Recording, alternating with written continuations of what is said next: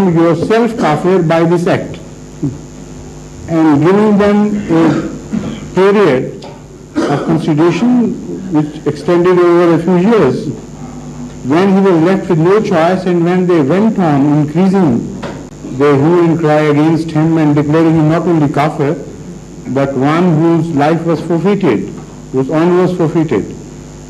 Then with a heavy heart he declared this decree, which became permanent because it was based on the decision of Hadhrat Mustafa sallallahu alaihi wasallam himself. So this is exactly how the history relates. And all these things are published not only in Ahmadiyya literature, but also in non-Ahmadiyya literature. So I have given references to those, and this pamphlet is going to be published and distributed wherever the non-Muwahhidins are in some strength. Although there are very few places on earth now where they are found in any real strength, but still there are about three countries. The second thing is that I used to go regularly to a factory in Birmingham where I had a lot of preaching. And this man in the end, when he could not defeat me, he brought a very big calendar printed from Pakistan where they say the Kufrana Aqaid of Qadiani. And in that calendar, they put so much all wrong things. Yes, I've seen that. Yes. Besides Kalma, Durood, then 101 names of Hazrat Masih Maud salatu wassalam, and so many filth. And I couldn't do anything except I say, well, this is all wrong. Yes, exactly what you can say. I just want to give that. Thank you.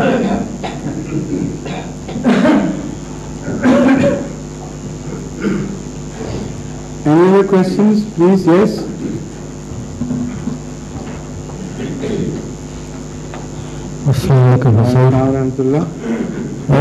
This question arose in one of the meetings in Cambridge, which is held monthly. The question is that taking interest is unlawful, Yes. whereas everyone gives or takes interest when they buy a house. I mean, you take a mortgage from a building society, and you have to pay them interest. Right.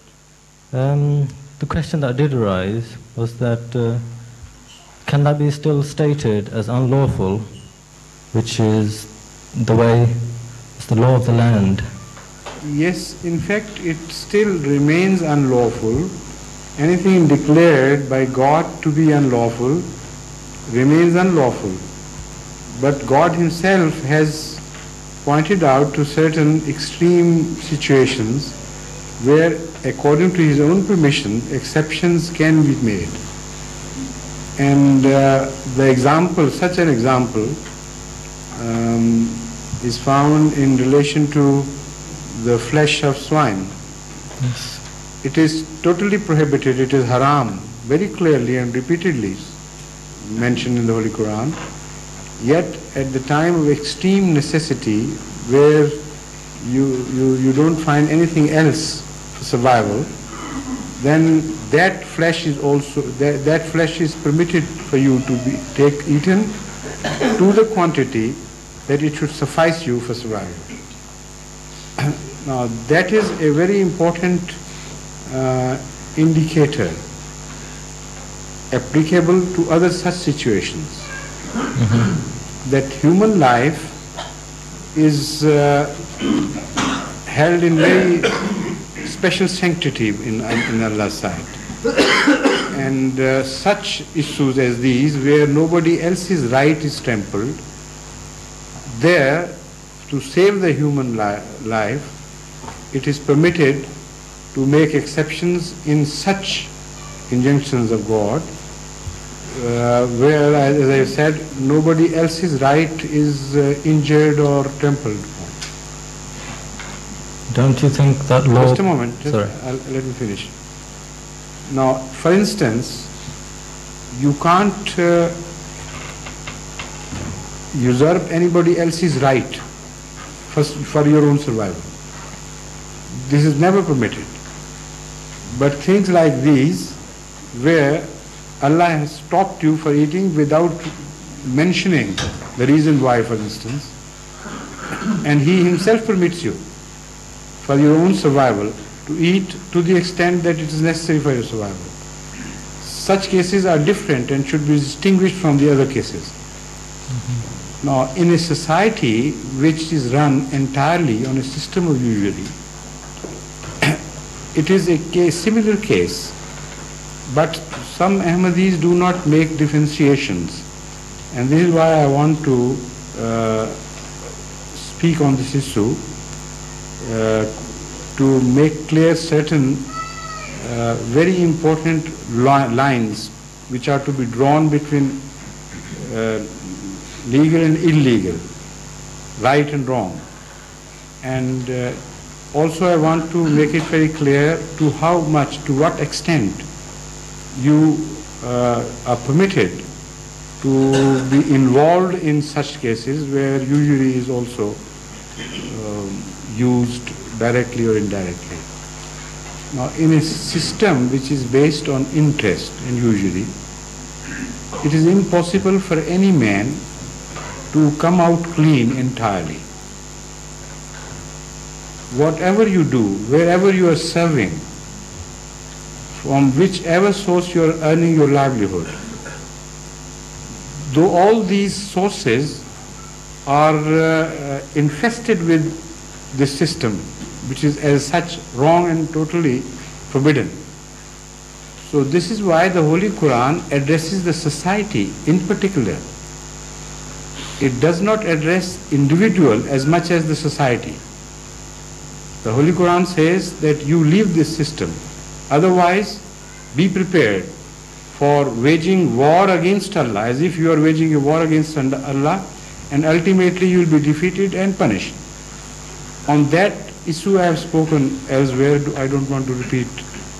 But here what I want to point out is the fact that in the world today, not only in this country, even in the Muslim countries, it is impossible for the Muslims living in their own territories to totally avoid this system.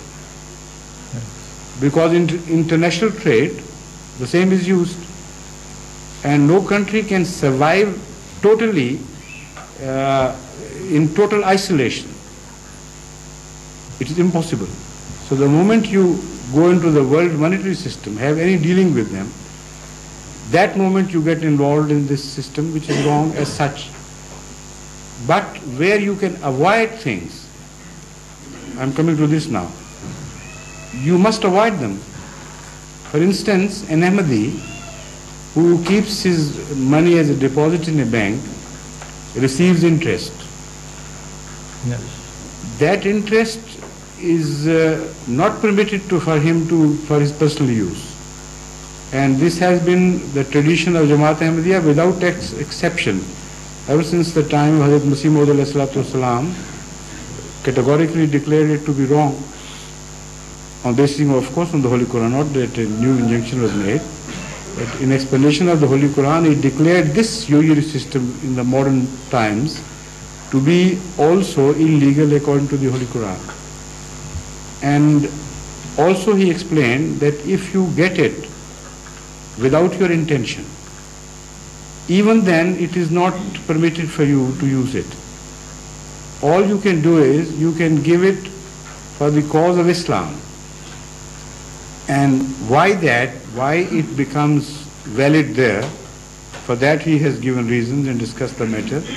In fact, it's an economic issue also which is involved here, that money as such is just a buying power which when changes hand, it acquires a different value.